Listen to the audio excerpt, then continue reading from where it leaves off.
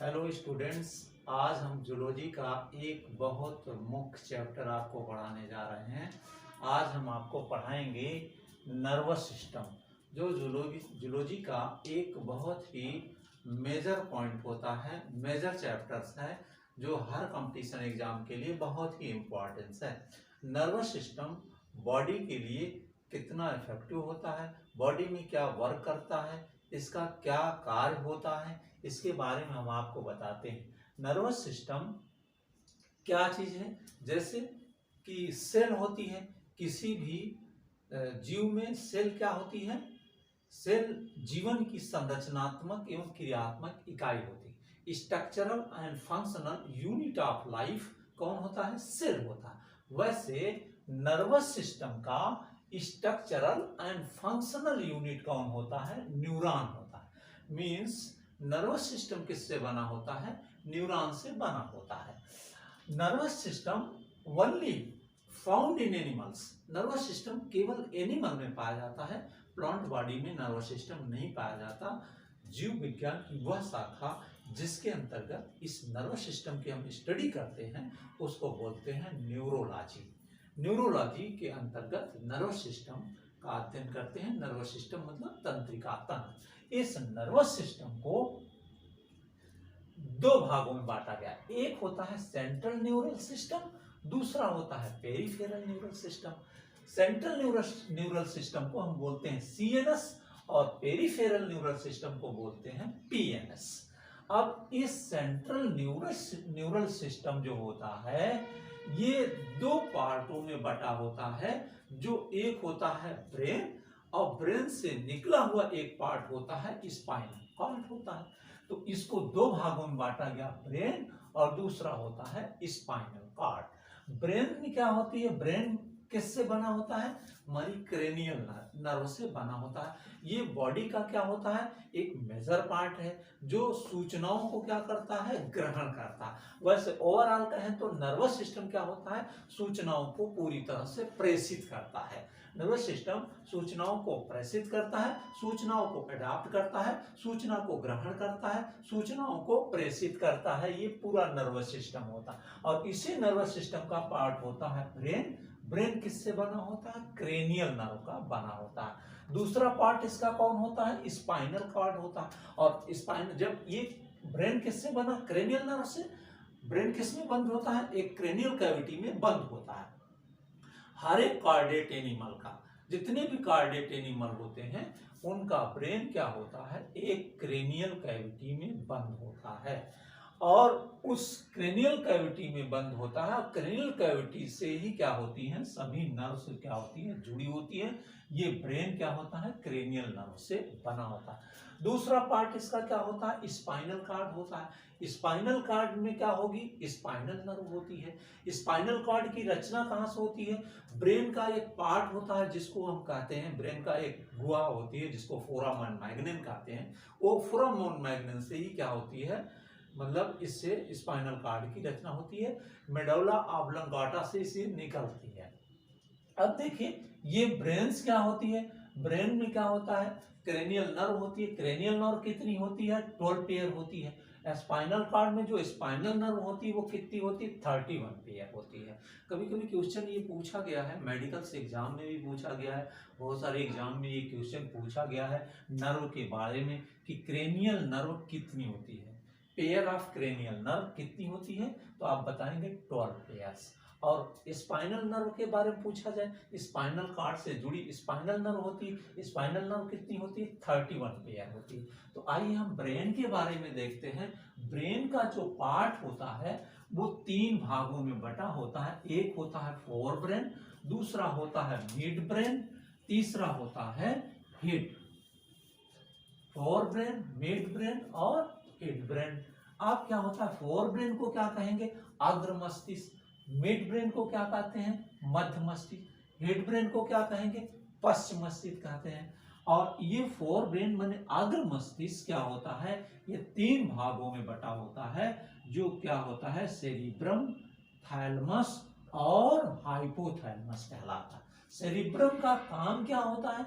Cerebrum क्या करता है? किसी चीज को सोचना, तर्क करना, योजना बनाना, प्लानिंग करना, आंख नाक की जो भी सूचनाएं होती हैं ये कौन अडॉप्ट करता है, कौन ग्रहण करता है, ये काम होता है सेरिब्रम का होता है। सेरिब्रम क्या करता है, जैसे हम किसी प्रॉब्लम को सॉल्व कर रहे हैं, सवाल को लगा रहे हैं, क्वेश्चन करते हैं, तो उसकी जो प्लानिंग करते हैं या माइंड को सेटअप करते हैं, ये काम कौन करता है, सेरिब्रम करता है। आँख और कान की जो सूचनाएं होती हैं, वो आँख में जैसे हम चलते चलते कोई मच्छर घुसता है, या कान में जो आवाज़ आती है, इसको जो है मतलब क्या कौन करता है, इसको अडॉप्ट कौन करता है, ये सेरिब्रम, मस्तिष्क का जो होता है एक पार्ट होता है सेरिब्रम। सेरिब्रम इसको जो है करता है। प्रॉब्लम कोई आप क्वेश्चन सॉल्व कर रहे हो, तो ये जो प्लानिंग कर रहे हो, ये काम किसका होता है, सेरिब्रम का होता है। इसी फोर ब्रेन का दूसरा पार्ट होता है थैलेमस। थैलेमस का काम क्या करता है, ये ठंडे और गर्म को एहसास करता है, मतलब कि कितनी ठंडी है कोई वस्तु, कितनी गर्मी है, क्लाइमेट क्या होता है, बहुत हीट होता है, तो मुझे इस बात का एहसास होता है कि बहुत गर्मी लग रही है, या ठंडी का महीना है, बहुत ज़्यादा ठंड आती है, तो ये एहसास कौन कराता है, थैलेमस कराता है। दूसरा काम थैलेमस का, और एक काम ये होता है थैलेमस का कि जैसे बॉडी में कहीं चोट लगती है तो हमको पेन उत्पन्न होता है, इस पेन का एहसास भी थैलेमस ही कराता है। कहीं पर हम चलते चलते जा रहे हैं, पैर में मेरे कांटा चुभता है, या कि कोई चीज हमारे ऊपर गिरती है, कोई प्रहार करता है, तो जो चोट लगती है उससे जो पेन फॉर्म होता है, उसका एहसास कौन कराता है, थैलेमस कराता है। इसी फोर ब्रेन का तीसरा पार्ट होता है हाइपोथैलेमस। हाइपोथैलेमस जो होता है ये थर्मो रेगुलेटरी सेंटर होता है, इसको हम ताप नियंत्रक केंद्र भी कहते हैं। ये लगभग कुछ कार्डेट एनिमल में पाए जाते हैं, लेकिन सभी कार्डेट एनिमल में हाइपोथैलेमस नहीं पाया जाता, अर्थात थर्मो रेगुलेटरी सेंटर हर कार्डेट एनिमल में नहीं पाया जाता। ये हाइपोथैलेमस क्या करता है, भूख, प्यास, घृणा, क्रोध, प्यार और इमोशन को कंट्रोल करता है। हाइपोथैलेमस में दो पार्ट होते हैं। इसी हाइपोथैलेमस को हम दो पार्टों में डिवाइड कर सकते हैं। इसका एक भाग होता है हंगर सेंटर, एक भाग इसका होता है हंगर सेंटर, दूसरा होता है सेंसाइटी सेंटर। अब हंगर सेंटर क्या करता है, हंगर सेंटर करता है, जैसे कि नाम से ही पता चल रहा, हंगर माने भूख का एहसास कराना। जैसे कि हमारे शरीर में जो ब्लड होता है, ब्लड में क्या होता है, शुगर लेवल अगर घट जाता है, क्योंकि हमको जो एनर्जी प्रोवाइड होती है किससे मिलती है, एनर्जी किससे मिलती है, शुगर से मिलती है, ग्लूकोज से मिलती है। तो जब हमारे ब्लड में ग्लूकोज का लेवल घट जाता है, तो ये हंगर सेंटर हमको क्या करता है, ये एहसास कराता है कि आप भोजन करिए। और जैसे ही हम भोजन करते करते शुगर लेवल को या ग्लूकोज के लेवल को मेंटेन कर लेते हैं, तो तुरंत यही हंगर सेंटर हमको ये आदेशित करता है कि हमारा लेवल मेंटेन हो गया है, आप भोजन को रोकिए। अर्थात ये हाइपोथैलेमस का पार्ट हंगर सेंटर हमको भूख का एहसास कराता है। भूख, प्यास, घृणा, क्रोध, प्यार, इमोशन, ये सारी चीजों का एहसास कौन कराता है, हाइपोथैलेमस कराता है। दूसरा पार्ट, ब्रेन का दूसरा पार्ट आता है, यह है मिड ब्रेन। मिड ब्रेन को बोलते हैं मध्य मस्तिष्क। मिड ब्रेन क्या है, मध्य मस्तिष्क। मध्य मस्तिष्क क्या होता है, दो पार्टों में बटा होता है, एक होता है टेक्टम, दूसरा होता है टेगुमेंटम। दूसरा पार्ट इसका होता है टेगुमेंटम। टेक्टम क्या करता है, विजन को क्लियर करता है। जैसे कि हम किसी वस्तु को देखते हैं तो देखने पर क्या होता है कि हमको माइंड एहसास कराता है कि ये किस चीज का फिगर हमें दिख रहा है, या डिटरमाइन करता है कि ये कौन सी वस्तु है। इसका एहसास कौन कराता है, टेक्टम कराता है। मीन्स टेक्टम क्या करता है, विजन को क्लियर करता है। जैसे हम अभी खड़े हैं, बहुत सारी चीजें दिख रही, इन सारी चीजों का जो है एहसास कौन करा रहा है, टेक्टम कराता है। टेक्टम इस सूचना को ग्रहण करता है कि हम इतनी सारी चीजें देख रहे हैं। दूसरा होता है टेगुमेंटम। टेगुमेंटम क्या करता है, टेगुमेंटम जैसे टेक्टम क्या किया, विजन को, तो टेगुमेंटम क्या करता है, सुनने का काम करता है। ये साउंड को जो है डिक्टेट करता है। टेक्टम क्या होता है विजन के लिए, और टेगुमेंटम क्या होता है सुनने के लिए। जैसे कान हमारा होता है, कान क्या करता है, कान का जो ईयर पिन्ना है, साउंड क्या होती है, तेजी से आई और ईयर पिन्ना से टकराई। जब ईयर पिन्ना से टकराई तो तेजी से यहाँ पर एक ईयर ड्रम होता है, इस ड्रम पे जा करके ये क्या होती है, टकराती है, और यहाँ से जो वेव बनती है, साउंड वेव जो बनती है, ये साउंड वेव क्या होती है, माइंड पर जा करके टेगुमेंट के पास इस सुनने की आवाज को या साउंड को क्या करती है, डिटरमाइन करती है कि हमने क्या चीज सुना है, किसकी आवाज सुना है। इसका डिटर्मिनेशन कौन करता है, टेगुमेंटम करता है। मींस मिड ब्रेन के दो पार्ट होते हैं, एक पार्ट होता है टेक्टम, दूसरा होता है टेगुमेंटम। टेक्टम क्या करता है, विजन को क्लियर करता है, टेगुमेंटम क्या करता है, सुनने का काम करता है। तीसरा पार्ट इस माइंड का तीसरा पार्ट क्या चीज है, हेड ब्रेन है। हेड ब्रेन को कहते हैं पश्च मस्तिष्क। पश्च मस्तिष्क का काम क्या होता है, हेड ब्रेन 3 पार्टों में बटा होता है। एक होता है सेरिबेलम, दूसरा होता है पोन्स, तीसरा होता है मेडुला ऑब्लांगेटा। इस हेड ब्रेन का जो पार्ट सेरिबेलम है, ये होम्योस्टेटिस को मेंटेन करता है। होम्योस्टेटिस को हिंदी में कहते हैं समस्थैतिका, मतलब ये शरीर में होम्योस्टेटिस को, संतुलन को बनाए रखने का काम करता है। तीसरा पार्ट, इसका दूसरा पार्ट जो पोन्स होता है, पोन्स क्या होता है, रेस्पिरेटरी एक्सचेंज होता है। माने इस पोन्स में क्या होता है, श्वसन विनिमय का एक केंद्र होता है। यहाँ आप लिखेंगे कि centre of respiratory exchange. Pons क्या होता है, सेंटर ऑफ रेस्पिरेटरी एक्सचेंज होता है। हेड ब्रेन का पार्ट है पोन्स, जो किसका सेंटर होता है, रेस्पिरेटरी एक्सचेंज होता है, माने श्वसन के विनिमय का काम करता है पोन्स। इस हेड ब्रेन का लास्ट पार्ट होता है मेडुला ऑब्लांगेटा। ये क्या करता है, जैसे हमारी बॉडी बक्कल कैविटी में सलाइवा सिक्रीट होती है, सलाइवा का हमने बताया है कि daily secretion of saliva, per day buccal cavity में कितनी सलाइवा निकलती है, लगभग 1 से 1.5 लीटर। इस सलाइवा का नियंत्रण कौन करता है, मेडुला ऑब्लांगेटा करता है। इस बक्कल कैविटी में जो लार आती है, 1 से 1.5 लीटर लार जो पर डे निकल रही है, जिसको जो है नियंत्रित कौन करता है, मेडुला ऑब्लांगेटा। और दूसरी चीज हमारे वोमिटिंग होती है, जैसे उल्टी का एहसास होता है, तो ये कौन कराता है, medulla oblongata. Heart beat control कौन करता है, मेडुला ऑब्लांगेटा करता है। सांस को लेना, खांसना, निगलना, ये सारी चीजों का नियंत्रण कौन करता है, मेडुला ऑब्लांगेटा। ये होता है ब्रेन का सिस्टम। ये मतलब आपको नॉर्मली कंडीशन में आपको बताएगा, इसको बहुत विस्तार से थोड़ा सा और पढ़ना होगा। उसके बाद आप देखते हैं स्पाइनल कॉर्ड। स्पाइनल कॉर्ड में क्या चीज होता है, ये स्पाइनल कॉर्ड यहाँ मस्तिष्क से निकला हुआ एक पार्ट होता है। यहाँ पर मस्तिष्क जहाँ से खत्म होता है, यहीं से क्या होती है, एक पार्ट स्पाइनल से निकलती है। ये स्पाइनल कॉर्ड से निकलता है, जो लंबा सिलेंडर के समान होता है, ट्यूब लाइक संरचना होती है।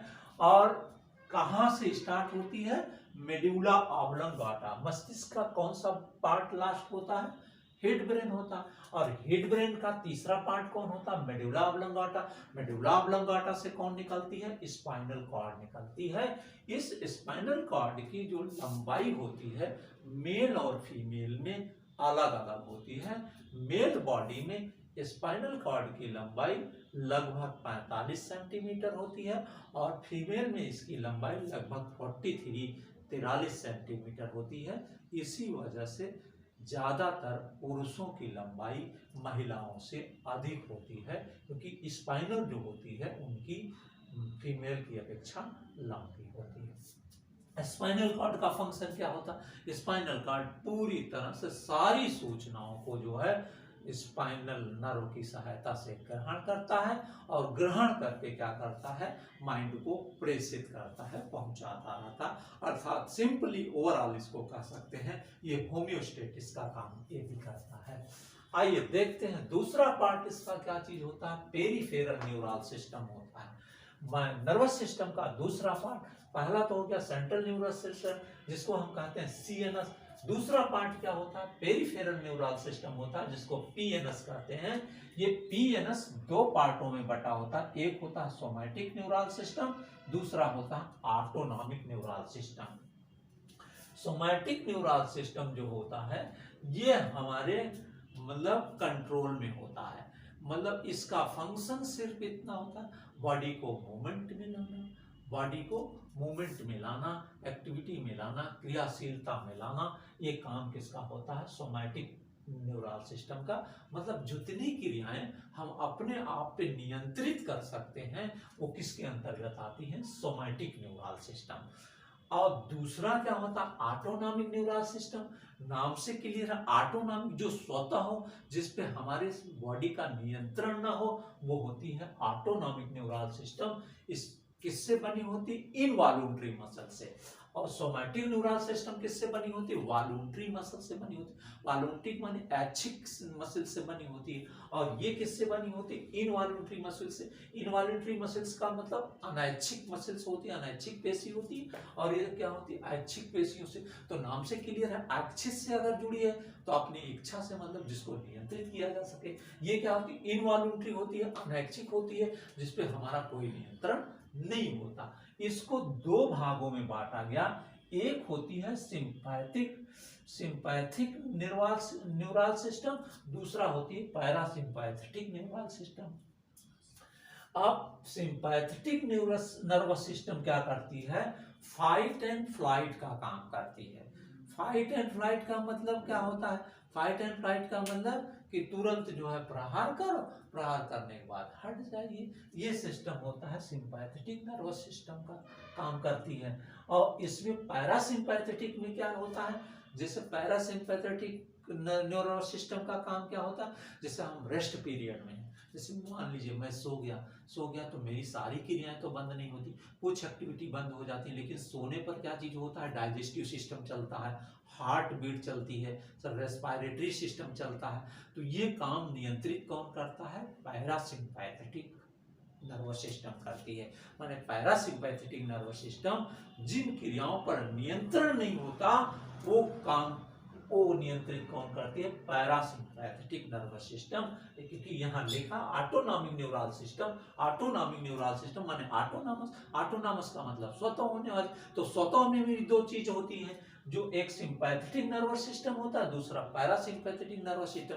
सिंपैथेटिक नर्वस सिस्टम क्या होता है, अटेंटिव क्रिया हो गई उसके बाद समाप्त हो जाती है। और पैरासिम्पैथेटिक नर्वस सिस्टम में क्या होता है, रेस्ट पीरियड में होती रहती है। रेस्ट पीरियड का मतलब भोजन करके सो गए, भोजन डाइजेस्ट होता रहता है, ये होता है पैरासिम्पैथेटिक नर्वस सिस्टम। तो ओवरऑल हमने देखा नर्वस सिस्टम में हमने जो है आपको नॉर्मली कंडीशन में इतनी चीजें आपको बताई। आशा करते हैं कि आपको समझ में आई होगी। इसको और गहराई से पढ़ते हैं, अगले चैप्टर में देखते हैं, इसके हर एक पार्ट की अलग अलग स्टडी हम करते हैं। Thank you.